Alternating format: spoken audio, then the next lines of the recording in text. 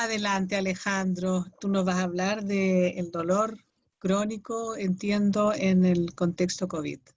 Excelente. Bueno, para mí es un honor que me haya teloneado la doctora Rivera, la presidenta de mi sociedad. Así que en ese contexto vamos a hablar un poquito de dolor crónico y la importancia que conlleva al respecto en sí. Bueno, vamos a dar algunos tópicos hasta la hoja de ruta del día de hoy, ¿cierto? Vamos a hablar de algunas generalidades de dolor crónico, también cómo el COVID interfiere en el tema de dolor, ya sea por el dolor por el virus propiamente tal, y también el dolor en sí en lo que es la UPC o la UCI. Algunas maneras de poder evaluar en la UPC, porque es un tremendo desafío evaluar a un paciente sedado, un paciente que obviamente está comprometido de conciencia. Vamos a hablar de el manejo del dolor post-UPC, obviamente el manejo del dolor crónico en general, y obviamente en particular algunos temas y algunos tópicos que en sí el COVID ha afectado no solo al paciente que ha tenido COVID-19, sino también a aquel paciente que ha tenido dolor crónico y que obviamente la pandemia indirectamente o en algunos casos directamente ha influido en sus descompensaciones de su cuadro doloroso. Dolor crónico, cuando hablamos de dolor crónico tenemos que hablar generalmente de temporalidad, aunque en particular el dolor crónico en sí es una enfermedad en sí misma. Pero si tuvieras que colocarle tiempos al dolor crónico de una relación temporal, hablamos del dolor que conlleva más de 3 meses. Y en ese sentido en Chile, en general se ha hecho varias encuestas y una de ellas, una de las más importantes, involucra que cerca del 32% de la población chilena sobre 18 años tiene dolor crónico. Y de ese grupo de población con dolor crónico, cerca del 80% tienen dolor moderado a severo.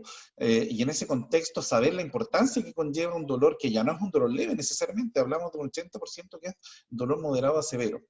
Lamentablemente los adultos mayores llevan la delantera en lo que es la prevalencia del dolor crónico en sí, y cuando hablamos de rankings cuanto a cuál es más frecuente que otros, obviamente siempre el dolor crónico va enfocado principalmente en el dolor musculoesquelético, donde el lumbago lidera los rankings, la artrosis, rodilla, cadera, el dolor de cuello, cierto, artrósico o no artrósico, el hombro doloroso, etc.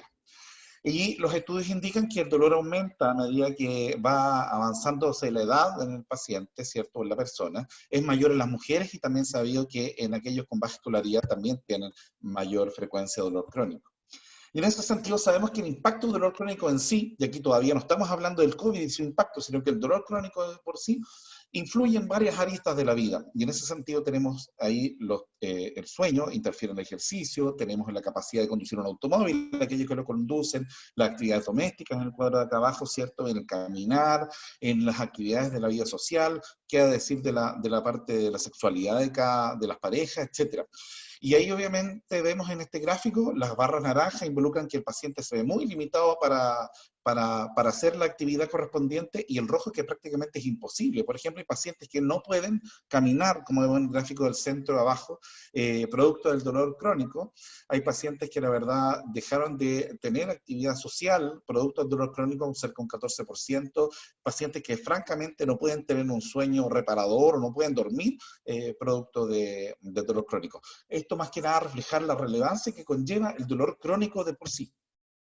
Y de esa manera se ha catalogado como un derecho humano fundamental, y de hecho nosotros como médicos, nosotros como profesionales de la salud en general, ética y criteriosamente debemos manejarlo.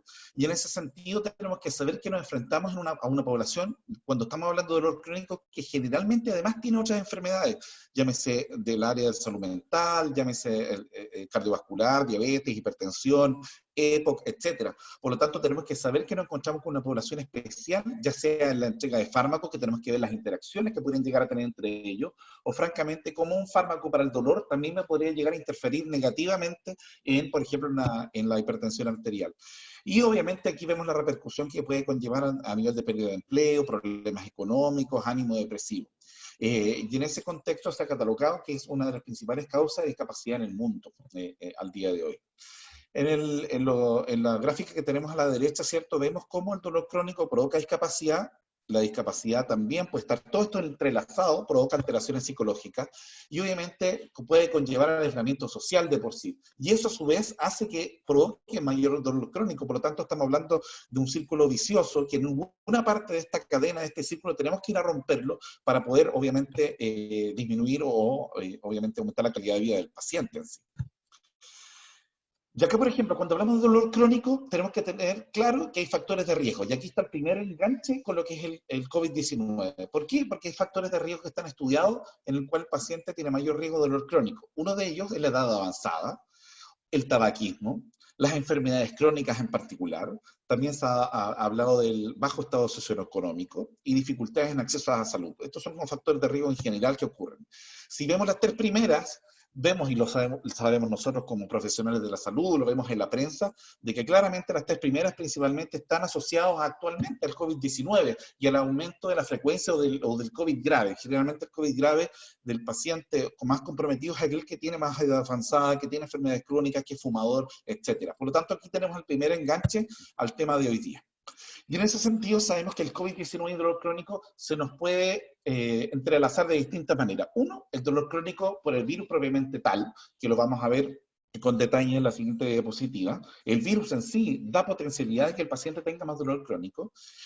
Hay pacientes que obviamente pasan por UPC, producto del COVID-19, ¿cierto? Por las formas graves de la enfermedad, y que por la estrategia que se pueden usar en UPC, X estrategia, ya sea, no sé, la misma intubación, la ventilación mecánica, el mismo contexto en general que convivimos en una UPC, hace que el paciente tenga más dolor agudo y eso a su vez se va a transformar en dolor crónico. De por sí, de estar en la UPC. Y aquí no solamente hablamos del COVID-19, sino que cualquier patología que pueda llegar a UPC va a tener más riesgo de dolor crónico.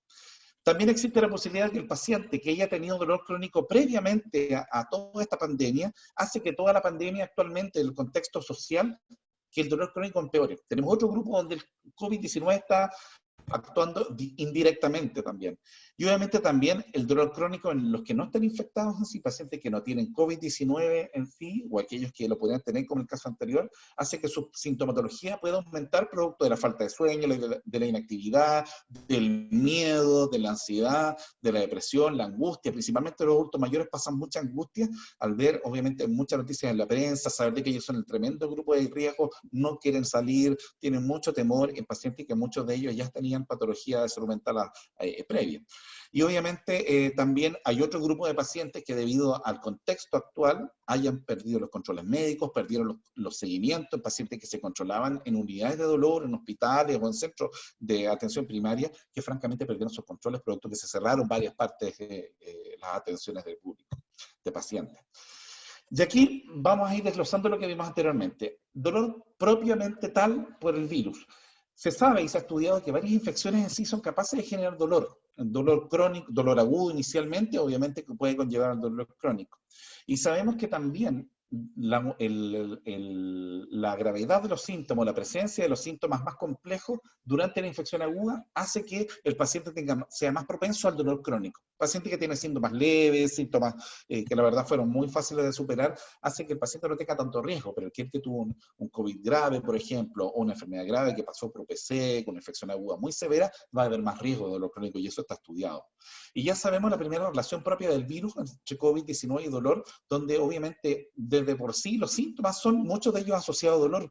Las mialgias, las artralgias, el dolor abdominal, puede debutar un COVID con un dolor abdominal, la cefalea también es un cuadro doloroso, ¿cierto? El dolor torácico. Muchos de ellos todavía no tienen una explicación clara para poder determinar cómo el virus afectó y provoca este dolor. Hay varias teorías en sí, donde obviamente los mediadores inflamatorios que produce el virus en general pueden llegar a generar estas alteraciones. Hay una cierta también potencialidad del virus en sí, el COVID-19, de ser algo neurotrópico, es decir, se va muchas veces a atacar directamente algunas células neuronales, ¿cierto? Donde en la práctica puede llegar a tener alguna teoría, algunas un poco más asidero que otras.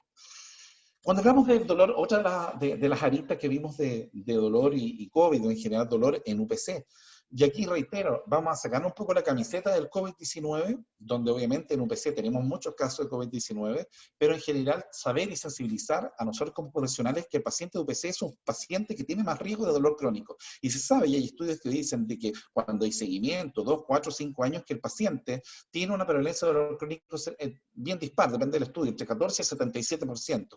La doctora Rivera acaba de comentarnos su cohorte que está siguiendo, ¿cierto?, en la apuesta central, donde obviamente ve que muchos de sus pacientes tienen dolor crónico en los seguimientos, que en este caso son en un corto plazo por el momento, pero lo más probable es que muchos de ellos lo mantengan. Y en ese sentido el dolor neuropático es uno de los más frecuentes también. En la UPC sabemos que hay una gran cantidad de estímulos dolorosos, por lo tanto tenemos que saber de que instalación de vías venosas centrales, punciones venosas repetitivas, arteriales, aspiración de secreciones, los hemoglucotés que se hacen que el paciente tenga más propenso a tener estímulos nociceptivos, estímulos dolorosos. Y obviamente para el profesional que trabaja en UPC, ¿cierto? El desafío es cómo evaluar el dolor en un paciente intubado, en un paciente sedado, en un paciente comprometido de conciencia.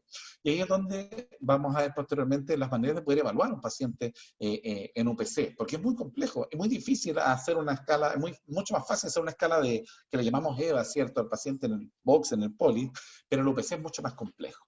Y sabemos que el dolor en UPC, según lo que vemos en este gráfico, ¿cierto? Puede ser provocado por distintas aristas. Una de ellas ya la vimos, las intervencionismos que se puede realizar. Pero también la debilidad que ya anuncia, que algo también habló la doctora Rivera, hace que tú te condiciones más en la UPC, hace que tú tengas más frecuentemente contracturas articulares, alteraciones en las articulaciones en sí, por el posicionamiento en sí. Hay estudios que hablan que aumenta, que hay más frecuencia de dolor de hombro. El hecho de pasar al prono en los pacientes actualmente muy de moda, ¿cierto? Con el tema del COVID-19, el prono te puede provocar atrapamiento nervioso, un mal posicionamiento del prono te puede provocar dolor neuropático, ¿cierto? Hay alteraciones en los plexos braquiales, etc. Y en ese sentido tenemos que saber que el UPC tiene más riesgo de aquello. Patologías concomitantes, ACV, que puede haber de por sí, ¿cierto? Guillain-Barré, insuficiencia renal, hace que tú tengas más riesgo también de dolor crónico en sí. Y obviamente los tratamientos, muchos de ellos sin mucha evidencia que se empezaron a dar antivirales, como para ver si es que daban resultados en UPC. La misma hidroxicloroquina también tiene neurotoxicidad, muchos de ellos, y hacen generalmente dolor crónico en algunos de esos casos. Las escalas de dolor en UPC, hay varias que están acá, obviamente aquí tenemos dos que podemos usar, que la Critical Care Pain Observation Tool y la Behavioral Pain Scale, que a la larga son generalmente mediciones directas de dolor. El paciente no te va a decir en sí si tiene dolor o no. Y obviamente la tradicional, si el paciente ya salió de su estado de sedación y del compromiso de conciencia, podemos usar la escala de EVA o la NRS, que es la que usamos nosotros, la Numerical Rating Scale, donde nosotros, de hecho lo que nosotros hacemos en la práctica diaria, todos nosotros, es preguntar cuánto es el dolor del 1 al 10, que la larga no es una escala de EVA. La escala de EVA en particular es la que está acá arriba, es que el paciente tú le presentas una línea de 10 centímetros donde el paciente tiene que marcarte con un lápiz en la práctica donde está el dolor en sí. Nosotros usamos la NRS, todos nosotros, decimos cuánto le duele de 1 al 10. Acá tenemos un ejemplo de la escala de valoración del dolor de cuidados críticos en sí, donde si se fijan nos basamos no en tema de que el paciente reportar, sino que a la larga el examen físico nuestro, que va dándole puntaje según la expresión facial, según las muescas de dolores, la tensión, o si está relajado, que tiene un puntaje menor, ¿cierto? Según el movimiento de los miembros, si está agitado o no, el tono muscular, si está muy tenso, rígido, a la larga maniobras indirectas de si el paciente está sufriendo dolor. Y los pacientes que están ventilados se ve obviamente la lucha del ventilador, o si está bien adaptado, según eso se le da el puntaje, y si no está en ventilador, ver si obviamente verbaliza o no, si hay gritos, si hay suspiros, gemidos, y ahí obviamente uno da puntaje. Y en ese sentido, si tenemos más de 2 puntos en esto, obviamente sabemos que el paciente está sufriendo dolor. Acá hay otra, también una escala conductual de dolor, que también podemos usar en UPC en pacientes con ventilación mecánica en particular, donde vemos que un puntaje mayor o igual a 6, estamos hablando de que hay presencia de dolor. Y nuevamente la expresión facial, el movimiento de miembros superiores, reitero, te valora en forma indirecta si es que hay dolor en el paciente. Y obviamente si hay lucha contra el ventilador, mientras más lucha o imposibilidad de controlar el ventilador, más puntaje, y obviamente eso conlleva a extrapolar de que hay dolor en ese paciente. La escala de dolor neuropático es una escala que nosotros todos debiésemos conocernos, principalmente quienes que trabajan en APS, porque obviamente es una escala sencilla, tiene 10 ítems, donde los primeros ítems son de examen físico, perdón, los primeros, ¿cómo se llama? Los primeros 7 son anamnesis, tú le preguntas si es sensación de quemazón, frío doloroso, hormigueo, etcétera, donde tú vas apuntando puntaje, ¿cierto? Marcando con una X, marcando con un punto, o haciéndolo mental cuando ya está más acostumbrado. Y 3 ítems que son examen físico. Y ahí es donde están la hipoestesia, los tactos, los pinchazos o la alodinia, la ojeada de alodinia, un dolor muy severo cuando el paciente sea rozado por algo muy sencillo. Y en ese sentido, si el paciente tiene 4 o más en este paciente, claramente estamos ante una presencia de un dolor neuropático. El manejo de dolor en UPC, para ir cerrando esta área de la UPC, y el manejo de dolor en paciente COVID y no COVID, sabemos que involucra que tenemos que pesquisar activamente, bueno, pesquisa precoz, obviamente hacer una intervención temprana para disminuir el dolor. Obviamente la terapia física y psicológica es fundamental, muchas veces el hecho que el equipo kinésico nos apoye mucho, el paciente que ya está también despertando el apoyo psicológico a nivel multidisciplinario, que es la clave del manejo de dolor en general, que se puede hacer obviamente desde el UPC, y saber de que todo dolor crónico parte siendo un dolor agudo, por lo tanto si un dolor agudo es mal manejado, el riesgo de dolor crónico evidentemente es más alto. La idea, como siempre, ya que entramos sacando al paciente del UPC, ¿cierto? Hay que hacer el seguimiento. Probablemente ese paciente va después a unidad de cuidados medios, después a sala común, después a la casa. El seguimiento ambulatorio es fundamental. Tú puedes hacer un excelente manejo en el hospital como profesional, ¿cierto?, de la salud, pero si el paciente luego se fue de alta y no tiene un seguimiento adecuado, es trabajo perdido muchos de ellos en ese paciente. Hay que estar atento a nuevos síntomas dolorosos, hay que estar siempre a hacer una continuidad del tratamiento que tú seguiste, que tú indicaste inicialmente en el hospital, etcétera, ¿cierto? Y luego, obviamente, si está la posibilidad de la unidad de dolor médico-fisiatra, la idea es tener, obviamente, ese seguimiento adecuado. Y la telemedicina, que ya sabemos que está bien en boga, que puede ser una alternativa. Y cuando hay que hacer intervencionismo en infiltración, por ejemplo, es una alternativa hacerla. Evidentemente, algunos pacientes podemos disminuir claramente un dolor reagudizado a través del intervencionismo. Alternativas de manejo de dolor crónico hay múltiples, hay varias que están ahí, que no las vamos a analizar una por una, pero obviamente los fármacos, la kinesiología, terapia ocupacional, muchas veces puede ser parte de aquello. Y obviamente si el paciente con dolor crónico tú no lo manejas, evidentemente el riesgo de empeoramiento es claro. Y obviamente en sí, el tema en particular es la recuperación espontánea, ¿sí?, que va a ser muy poco frecuente. Por lo tanto, si yo lo manejo, no va a generar, ¿cómo se llama? No va a haber un adecuado seguimiento y una adecuada acción. Y la clave, el tratamiento multimodal. La medicina física de rehabilitación y la fisioterapia es clave, la terapia psicológica, la educación y la terapia intervencionista son parte del eslabón importante, y obviamente el tratamiento farmacológico. Aquí no solo un eslabón de la cadena es clave, sino que el tratamiento multimodal es lo correspondiente. Obviamente, el dolor crónico ha provocado un impacto enorme a nivel de atención primaria en los hospitales porque se cancelaron muchas cirugías, muchos procedimientos, se dejaron de atender las unidades de dolor, ¿cierto? Y en la práctica los recursos se destinaron a otras áreas. Se cerraron muchas cosas, erróneamente se catalogó como que los servicios crónicos en sí fueran considerados no urgentes, por lo tanto, muchos de nuestros pacientes, la única duda es que quedaron a la deriva.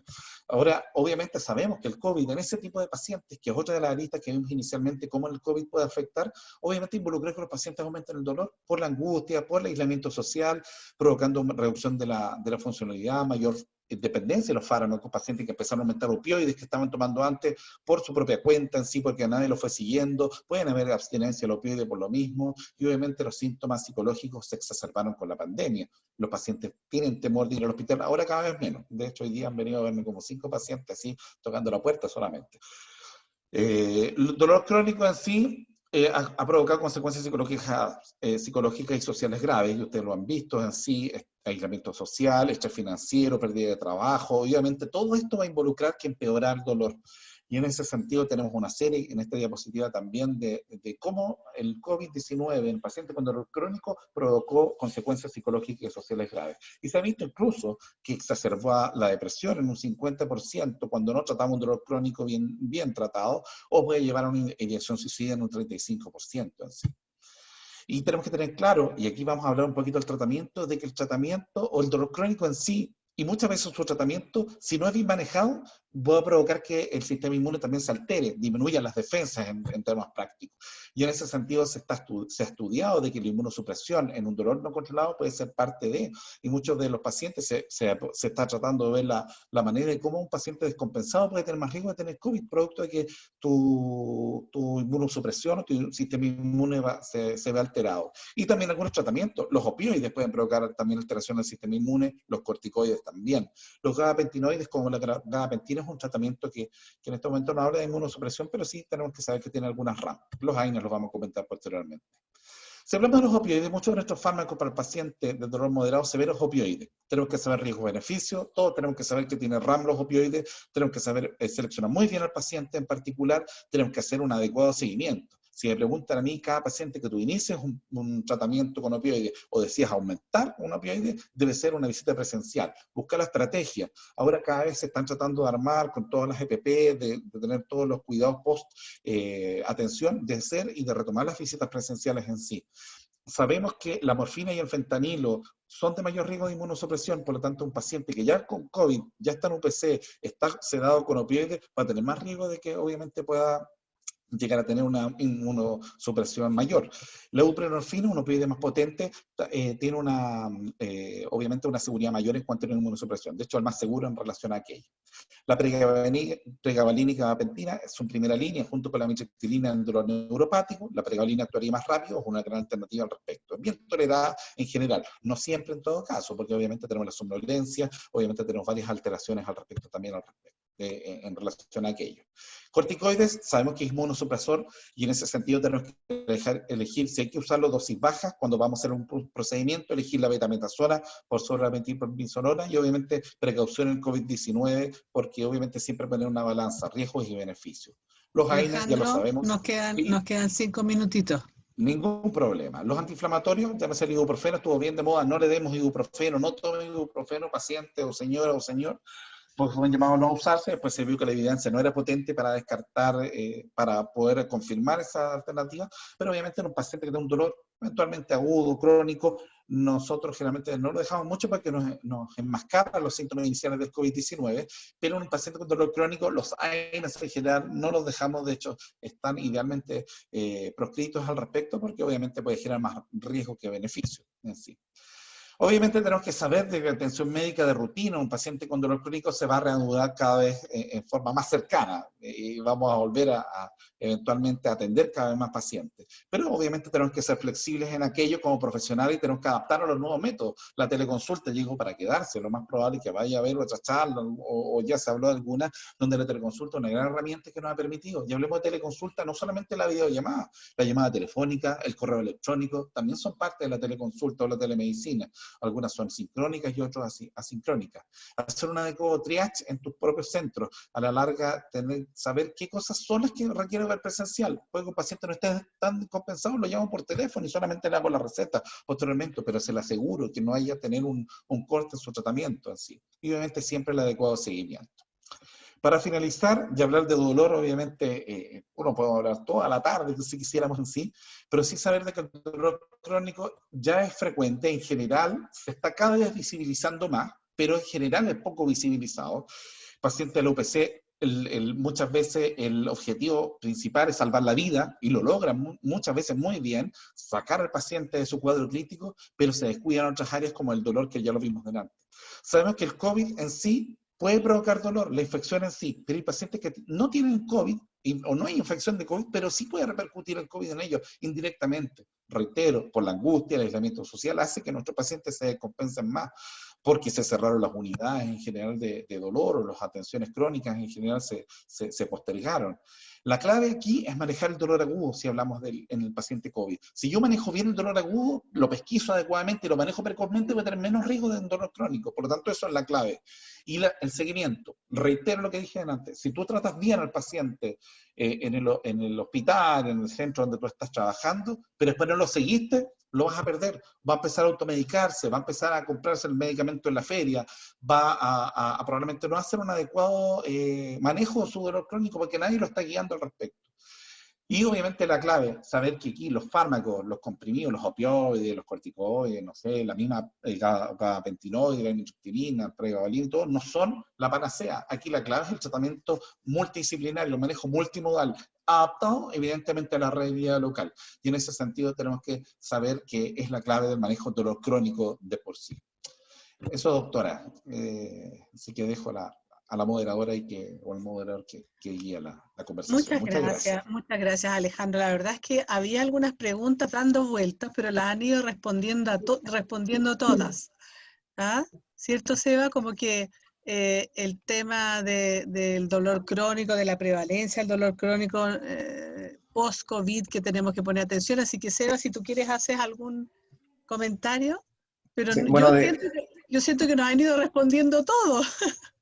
Ya. sí, han estado súper buenas las presentaciones, responde a lo que hemos comenzado a ver este año, el paciente que ya se recuperó de COVID y que consulta por disnea, y la verdad ahí, como es algo nuevo, no sabemos mucho el pronóstico, el tiempo en que se va a recuperar, o qué medidas pudiésemos nosotros desde la APS hacer para poder ayudar en esta recuperación. Si nos puede, por ejemplo, la doctora Rivera, ayudarnos con esa interrogante.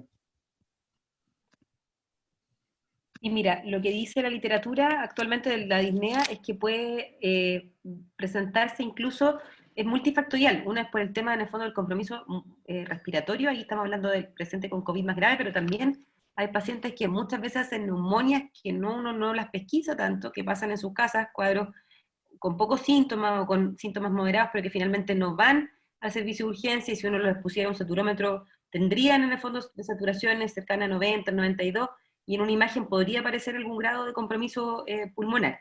Entonces esos pacientes van a quedar probablemente con un poco de disnea que puede durar 5 semanas, generalmente en total. Los pacientes te cuentan que suben escaleras, y es en el fondo la actividad que hacían siempre, y llegan agotados arriba o con aumento de la frecuencia cardíaca, como que en el fondo hay una respuesta exagerada o un esfuerzo menor. Y eso también tiene que ver en el paciente grave con lo que hablábamos del desacondicionamiento, todo el tema muscular, y en el paciente no grave también hay una especie de desacondicionamiento. Piensa que tienes que estar en tu casa 2 semanas sin salir ni a ninguna otra actividad extradomiciliaria, por lo tanto también pierdes cierta condición física habitual. La gente que hace más deporte, pensando en escalas de fragilidad clínica un poco más elevadas, también se ve afectada. Entonces la disnea es un síntoma frecuente. Hay un grupo de pacientes que hacen un síndrome, o sea, un COVID prolongado, que en el fondo vemos mucha fatigabilidad, incluso febrículas después de 6 semanas de la enfermedad, y ese es un grupo de pacientes que también es necesario que se aborde de manera multidisciplinaria, teniendo equipos de trabajo kinésico y no solamente respiratorio, sino que musculoesquelético. Entonces aquí la respuesta a la pregunta es que hay que abordarlo justamente así, teniendo un equipo de respiratorio, en el fondo, que puede hacer entrenamiento respiratorio o cardiorrespiratorio, y también un equipo musculoesquelético que se dedique un poco más a lo periférico. Y allí es muy importante hacer un programa escalonado que tenga la percepción del ejercicio, de la autopercepción del ejercicio del paciente, con la escala de Borg o la escala de, en el fondo, que es la más conocida, pero el Borg modificado, o la escala de autopercepción del ejercicio, que es el mismo nombre, que va del 0 al 10, como un poco lo que mencionaba Alejandro del dolor, es una de las cosas que uno debiese tener en cuenta como para seguir haciendo los ejercicios. En ese sentido también hay pacientes que vas a tener que controlarle un escáner o una difusión de monóxido de carbono, y es lo que dice la literatura, a los 3 meses. Por lo menos los que son COVID graves debiesen controlarse con una difusión a los 3 meses post-alta, para efectivamente evaluar que no hay un compromiso fibrótico que puede ocurrir en el fondo por la enfermedad. Pensemos que estamos aprendiendo también, estamos viviendo la pandemia en directo, entonces probablemente si esto lo hablamos en un año más, a lo mejor cambió y es distinto. Bueno, ha sido bastante paradojal nuestra función desde la APS respecto a lo que es el abordaje multiprofesional, porque la verdad es que muchas prestaciones se han limitado, y ante esto me pareció muy interesante lo que menciona respecto a la posibilidad de acceder a Teletón. Yo no sé si eso a nivel nacional, todos los pacientes pueden acudir, existe una derivación formal.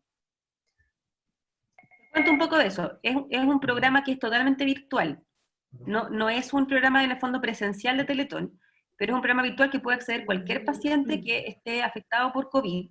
Es una idea que apareció desde la misma Teletón como idea central, pero que fue trabajada, como te comentaba, con las sociedades científicas mencionadas, con la posta central, con la Universidad del Desarrollo también como parte del grupo de trabajo.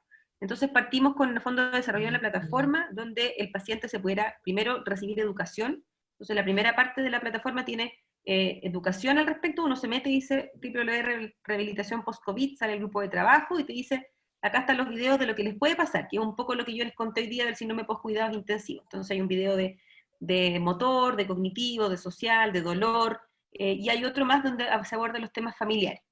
Y después de eso, que es la primera parte que sacamos, existe una forma de loguearse. Cualquier persona, haya tenido o no COVID, la idea es que ojalá sea principalmente para los pacientes COVID o sus familias, se puede loguear y le van a hacer una serie de preguntas que también tienen lógica de justamente criterios un poco de seguridad para decirle, no, usted no siga haciendo esto y probablemente tenga que consultar a alguien más, o siga porque en realidad le va a hacer bien. Y ahí uno puede acceder a 5 etapas de ejercicio, que va desde lo más básico, que en el fondo son ejercicios ocupando una silla, que van a ser más bien de reeducación, de como reeducación motriz un poco, de ocupar bandas elásticas, cosas muy simples, o sea, ni siquiera tener una banda, ocupar una toalla o alguna cosa que uno tenga en la casa, y vas progresando, como que vas aumentando en el fondo tu posibilidad de ir subiendo de nivel. Puedes partir en el nivel 1 o puedes partir en el 4, dependiendo de las pruebas que te van haciendo cuando tú accedes a la página. Y además hay una serie de otras cosas que fuimos incorporando, que hay ejercicios cognitivos, hay ejercicios de mindfulness, entregados en videos muy cortitos de 2 o 3 minutos. Hay ejercicios en el fondo, de dónde consultar en caso de ciertas cosas. Así que no es una plataforma de acceso presencial, pero sí está disponible para todos los que lo quieran ocupar. La idea es que mientras más gente lo ocupe, para el grupo de trabajo entero es mucho mejor, porque en el fondo estamos disponibilizando eso a la comunidad y también a los equipos médicos, porque hay información muy interesante que también los equipos médicos pueden ocupar para otros tipos de pacientes. Yo veo pacientes críticos hace tiempo, entonces algunos de mis pacientes críticos que ya son críticos crónicos, que me han mandado mensajes así, hoy vimos este video, es tan parecido a lo que a nosotros nos pasó, es lo mismo que a ustedes les pasó, lo que pasa es que ustedes ingresaron por una, no sé, pancreatitis y los demás ingresaron por COVID, pero es exactamente lo mismo. Bueno, gracias. Antes de hacer preguntas de dolor, para no soltarla, doctora, alguien nos pregunta si existe alguna recomendación respecto a la suplementación nutricional en pacientes de larga estadía UPC, y ahí, digamos, si es que hay que hacer seguimiento de niveles de vitaminas o otra línea de estudio. Sí, el tema nutricional es súper importante. De hecho, hay guías en el fondo que hablan del manejo nutricional desde el agudo, incluso algunas cosas que hablan de, hay discrepancia en esto, si es que iniciamos la nutrición parenteral de manera precoz o no, si eso va a prevenir o no la debilidad paciente crítico. Y en esa lógica es que los nutriólogos que ven UCI también se han preocupado de los micronutrientes, que yo también lo mencionaba en mi presentación.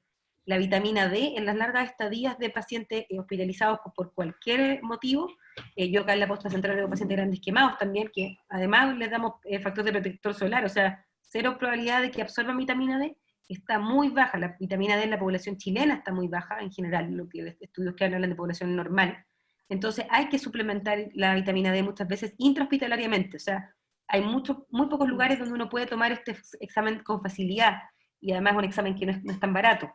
Entonces, en lo posible, en el fondo, tomarlo, pero si no, se recomienda hacer suplementaciones de 400 unidades internacionales al día. Pero siempre es bueno tener, en el fondo, el basal, porque así uno evalúa si es que hay que cargar a ese paciente, que es muy frecuente que uno tenga que hacerlo. Nosotros hacemos hartos preparados magistrales ahí con el doctor Rodríguez, también puede decirlo, hacemos preparados que salen mucho más baratos porque los fármacos en general son bastante caros y no accesibles para nuestra población. Entonces dejamos recetas magistrales de 50.000 unidades por 8 semanas para hacer una dosis de carga, y después en el fondo volvemos a controlar el examen y vemos si mantenemos una dosis de mantención diaria que sea más fácil también en preparado para evitar el alto costo. Pero hay que preocuparse de los micronutrientes, no solo de esto, el zinc, el manganeso, todo lo que esté involucrado con el tema de las lesiones por presión también. Parece que tenemos un desafío, Sebastián, de hacer una jornada con este tema con la doctora Rivera y el doctor Rodríguez. Yo creo que sería interesante quizás interpelar a los becados de medicina familiar para ver si organizan algo, porque yo siento que hay mucho por conversar. Me hace mucho sentido, Carolina y Alejandro, lo que nos han comentado hoy día, en términos además de la medicina familiar. Yo siempre he sentido que tenemos una unión muy fuerte con los fisiatras, con el enfoque familiar. Hablaron de temas que uno no escucha en general. Por ejemplo, hablaron del tema sexualidad y pareja en situación de dolor crónico y post-COVID. Hablaron también de la angustia de los adultos mayores. Hablaron de un concepto que me parece muy importante, que tiene que ver con la toxicidad financiera de lo que implica un post-UCI, que uno se olvida de que tiene que hacer caso de eso y mirar lo que está pasando, porque las familias se ven enfrentadas a situaciones muy complejas desde ese punto de vista. Se nos ha ido terminando el tiempo, Sebastián, no sé si tú todavía quieres preguntar algo, pero te desafío a que organices algo, porque yo encuentro que tenemos mucho que hablar con los fisiatras de este tema. Bueno, agregar que, bueno, desde la presentación del doctor Rodríguez,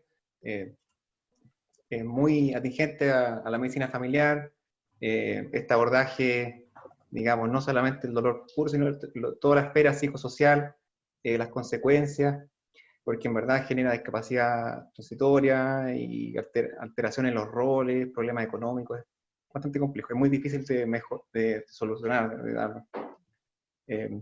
Y el seguimiento ambulatorio es bastante complejo desde la atención primaria, porque las herramientas no son las suficientes, o el periodo de derivación hasta que se concrete la atención es una barrera bastante importante a la hora del manejo del dolor crónico, a mi parecer. Sí, yo creo que una de las cosas más complejas es el arsenal farmacológico que tienen en APS, que es tremendamente escaso. Y en ese sentido, claramente, no es la idea que el hospital obviamente colapse con todas las derivaciones para dejar, por ejemplo, pregabalina, que obviamente no está, muchas veces no hay un relajante muscular y todo, pero sí, por ejemplo, tener en consideración algunas alternativas que muchas veces se dejan de lado. La amitriptilina en un paciente que no es adulto mayor, alguien que no tiene riesgo, es tremendamente barata, y más a eso están muchos AP, yo creo que están casi todos los arsenales farmacológicos, y está catalogada como primera línea en el dolor neuropático, primera línea, no es que sea mejor ni peor, es a la par de la pregabalina, de la gabapentina, y en ese sentido esas estrategias chicas están,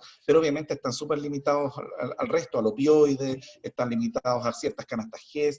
Es bien complejo trabajar obviamente con un arsenal que en general es escaso, y ahí es donde toma relevancia los equipos, los CCR, muchas veces que estén bien articulados, los centros comunitarios de rehabilitación en APS, muchas veces tener un líder, un médico que como vaya guiando eso, gestionar consultorías con las especialidades a través del hospital y que nosotros vayamos para allá, son alternativas que pueden ser más factibles que aquí, por ejemplo, le compren pregabalina o aumente la cantidad de tramadol de liberación prolongada en APS. Eso es una complejidad mayor.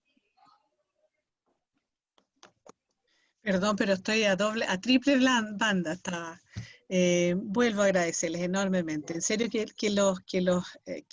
me queda dando vueltas, que tenemos que buscar instancias de conversación y quizás podemos hacer algo entretenido con los becados de medicina familiar en genérico, Sebastián. No me refiero solo a una universidad, en virtud de los espacios que nos da ahora lo virtual, quizás pudiéramos hacer algo para tener conversaciones conjuntas, porque siento que tenemos mucho que aprender de ustedes y siento además que ese enfoque familiar que ustedes tienen nos acerca mucho.